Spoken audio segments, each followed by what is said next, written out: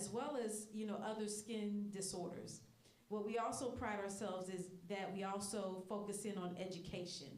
Education is key, not only for the professional, but it's also important for the consumer to understand the skin that they're in. So I'll talk a little bit more about that, but I want you all to understand why I started the Beauty Bar, because I wanted us to realize that we have a place in beauty and wellness. For so long, we have been put out of or we have not been a part of the conversation when it comes to beauty and wellness. And I think that the tides are changing. Now you see more women of color taking advantage of different types of services, whether it's aesthetic services or participating in different types of fitness activities such as Pilates or yoga. We're trying different things. We're doing different things, and we are out there, but there's no place for us to come and convene and be able to talk about our issues that pertain to us. When I go to a lot of these types of events, I'm usually the only one. And so I said, okay, there's not an event that focuses in on us, so let me target our women. So I want us to, through this weekend, we're going to discuss different aspects of beauty and wellness. And I'm a scientist, so I'm going to come from a science perspective because I feel like it's important to understand the why behind our skin and our hair. That way we can make better and informed choices. And then I also want to incorporate the wellness piece because wellness is connected to our beauty. One thing that I can say is that we love beauty. When it comes to makeup, hair care, skin care, we love it. But we often don't think about how connected the two are. And so typically if you say you're going to have a health fair or a health event, we're not going to show up. And so I thought it would be better just to pair the two so we can understand the intersectionality of the two. So we're going to talk about skincare this weekend. So we're going to talk about, creating a basic skincare routine, and this will be your opportunity to ask questions. And then we're also going to talk about, tomorrow, we're going to talk about getting rid of dark spots. If you experience hyperpigmentation, I'm going to go through the science and then talk about what, types of products and things that you should be looking out for when you're trying to clear your skin. Then I'm also going to talk about eczema as well as acne. And then we're also going to talk about just basically how to remain ageless, because we all know that black doesn't crack. And so how do we maintain the sexy throughout the years of our lives? And then also, what do we need to do to make sure that we have healthy skin, that we have a healthy body and healthy mind? We have speakers that will be speaking today. We're going to focus in on fitness. We're going to talk about Pilates. We're going to also talk about tennis and how more and more women of color are getting into those areas, and how, this is a time for you to think about maybe, venturing out into new fitness activity. We're also going to talk to an optometrist and talk about eye wellness. A lot of us don't think about a black doctor when it comes to eye wellness, and we want to, I wanted to bring someone in who can talk about that and how every other part of your well-being also affects your eyesight. And then we also have hairstylists that will come in, and we're going to talk about all things hair care. And so not just, the cosmetic piece, what shampoo and things that I need to use, but really what does it mean to have healthy hair? And then on tomorrow, I'm excited that our keynote speaker, Dr. LaTanya White, she will be here to speak on the beauty of dynastic wealth, because our wealth is connected to our wellness. And so she's going to talk about, building a legacy. What does that look like for each of you? And building a legacy for your family and having those conversations. And we're also going to have a panel discussion with her and Dr. Evans about dynastic wealth, and I want you guys to glean from that, because these are two phenomenal women that are coming to impart their knowledge about doing this, and a lot of this we're not getting this in our community, having these sorts of conversations, because our wealth is directly related to our wellness and your ability to have access to those things that will give you longevity. And then we're also going to have a conversation with Dr. Cofie-Obeng, my husband, as well as Dr. T. We're going to talk about nutrition, wellness, and healing. And these are two physicians that are going to come from a perspective of what can we do to take care of ourselves. This is an opportunity for you to ask questions as well, because I know a lot of times it's not often that we're able to get, more time with the physician and ask those deep questions. And so we talked about the skincare and hair care, and then physical fitness, and then health. But we're also going to talk about financial wellness. But I also want us to think about wellness trends. And one of the new trends is wellness tourism. So now you have more and more women of color that are traveling around the world. They're going to Bali, they're going to Africa, they're going to different places as a form of wellness and mental health, because being here, sometimes it can be very stressful.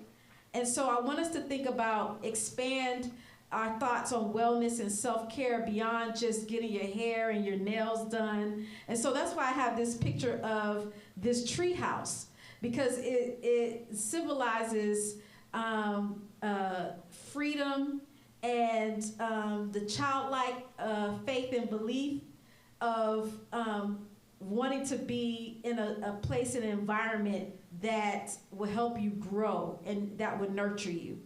And so there's this is one treehouse where you see a lot of travelers going to, but there's several here in the U.S. as well as abroad. And so I want us to start thinking about, when it comes to trends in wellness, what does it mean to, travel and experience other countries and experience places of peace that will give us a peace of mind. And again, back to self-care. We budget a lot for health, for our hair, but we also have to consider budgeting in there for our fitness, budgeting for our skincare, budgeting for massages, and also another piece of that is also, it's okay to hire help to help you with, your laundry or cooking and things of that nature. So thinking about that as a way of taking care of yourself. You can't do it all. No one can do it all, and it's okay to have help. When you look at other cultures and other groups, that is their thought process. That is a part of their budget. It's not even an afterthought to have these sorts of services, because they know that these sorts of services will help to make their life a lot easier.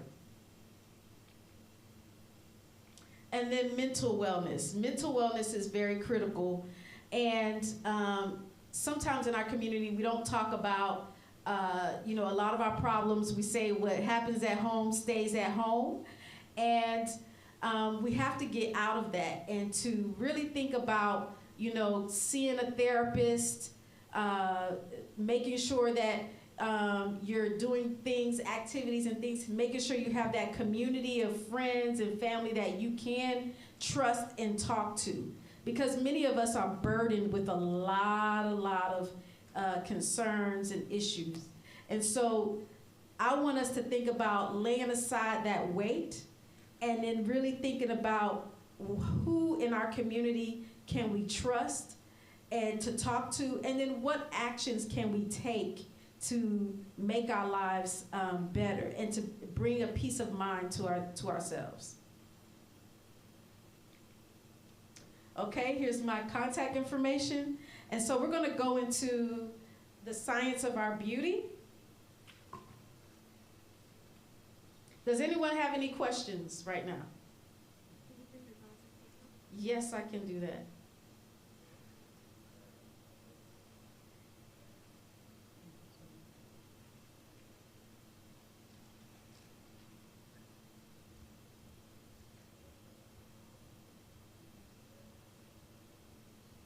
Mhm.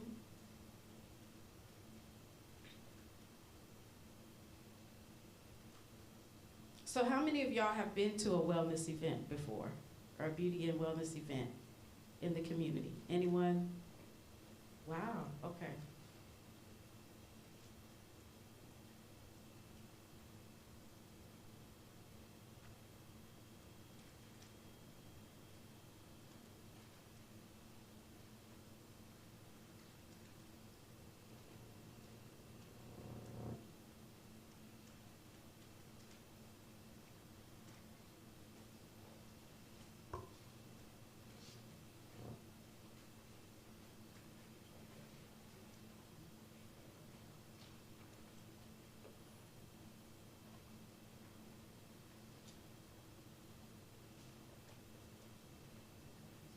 Okay, so we're going to talk about the science behind our beauty. So just to tell you a little bit about myself, growing up, I was constantly picked on because of my dark skin. I was called all kinds of names, African booty scratcher, blackie, and it really took a toll on my self-esteem. So much to the point where I would cry a lot about how I looked and about my skin color. And my saving grace was my father introducing me to science. And he would spend countless hours with me doing science experiments and helping me develop science projects. And he helped me to enter my first science fair in elementary school. And that's was a turning point for me because I won that science fair. And in that, I saw, you know what, my classmates may not view me as the most prettiest person in the room, but they will view me as the smartest person in the room. And so I went on to major in chemistry, molecular biology at Florida A&M University in Tallahassee, Florida. And it was during that time that I had a chance meeting with a professor who taught us how to make hair relaxers and lotions. And it was during that time that I really got engulfed in what we were doing in our lab class. And I said, you know what? This is something that I'm really, really interested in. My classmates would always ask, why are you so quiet? And I would say, this is very interesting because it allowed me to take what was theory and then take it and bring a product that anyone can use in everyday life. And so I started working with him and doing science experiments with him, and the chemistry department allowed me to use it towards my chemistry degree. And it was through that research that I did with him that I saw that there was a need for more clinical grade products for skin of color. And I saw the anatomy and physiology of our skin and realized that we have a lot of different skin disorders that are not being addressed in the market. A lot of the big brands feel like one size fits all, which is not true. So during that journey, I said, okay, let me go ahead and incorporate this company now because maybe several years down the road, I will be able to do that. And I want to go ahead and protect the name, Nuekie. And Nuekie means first daughter in the family and hardworking one. From my family's from Ghana, West Africa. And our tribe, typically that's the name that's given to the firstborn girl. So I wanted to pay homage to where I'm from, and then also what our tribe is known for, traditional African medicine. And so throughout the years, I was working in academia, and it got to a point where I said, you know what, this environment is not healthy for me, and I need to focus on pursuing my dreams. And so I actually competed in a pitch competition, and during that process of doing that, you know, even some of the organizers, they said, oh, this idea would never work. And it's because these are, white men. They don't know what our needs are. And so I said, you know what, let me at least try. But after that meeting, I really felt down because I felt like, wow, maybe they could be right. But then, I shifted my mindset and I said, you know what, they may not view this as a good idea. I think it's good. So I'm going to do my best in this pitch competition. And for me, it wasn't just for me to win. I said, you know what, I don't have to win. But what I need to do is do my best, because there'll be those that will come after me that will need this opportunity. And I have to shape how some of the others think of us. And so I went and pitched, and I lost by 0.005 points. But here's the kicker. I had so much joy about the situation, it didn't really bother me. And so maybe 2 weeks later, I was at work, and I got a phone call, and it was one of the organizers, and they said, well, we have good news for you. The team that won didn't have their stuff together, so we're going to give it to you. So they gave me a $15,000 commercialization grant. And that was my sign, okay, let me head out of this job. And I had already acquired a lab. I did a deal with the university. That way they didn't own any of my IP, and then I could develop my products in this lab. And everything just worked out, and I just went full time. And so I say this as a testament of, when you're focused in on your passion and you know what you're called to do, to solely focus on that and not listen to what others are saying. So this has definitely been a journey for me. And this is why I'm so passionate about empowering men and women of color, because I know that there was someone else that helped me, and so I'm sowing seeds to be able to help others do the same. So it's not just through my products, it's not just through education, but it's through, venues like this where I can bring in experts that can pour into you and help you have a better life. So throughout this journey, it's opened up doors for me to, be connected to a lot of people. And, I became a young global leader with the World Economic Forum. I've been featured on the NASDAQ, featured in Essence, Black Enterprise, you name it, Allure, many magazines where they focused in on me and my company and what I'm doing to be able to help women of color. So when you think about people of color, being here in the U.S., we think that we're such a small group of people in a sense of, for African Americans, we're about 13%, and for Latinos, it's probably about 20% population.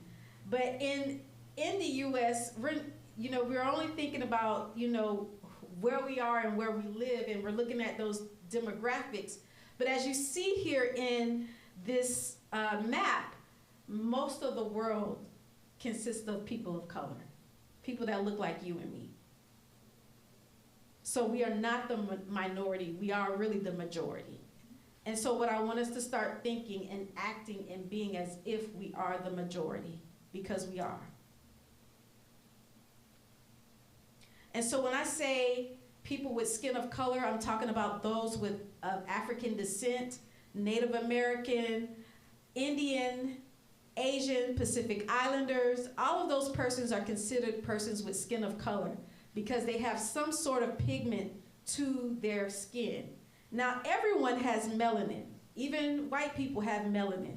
But we have a large deposit of melanin in our skin in comparison to those other groups. And so for our company, what we focus on is addressing those common skin disorders, and I'm going to show you a few.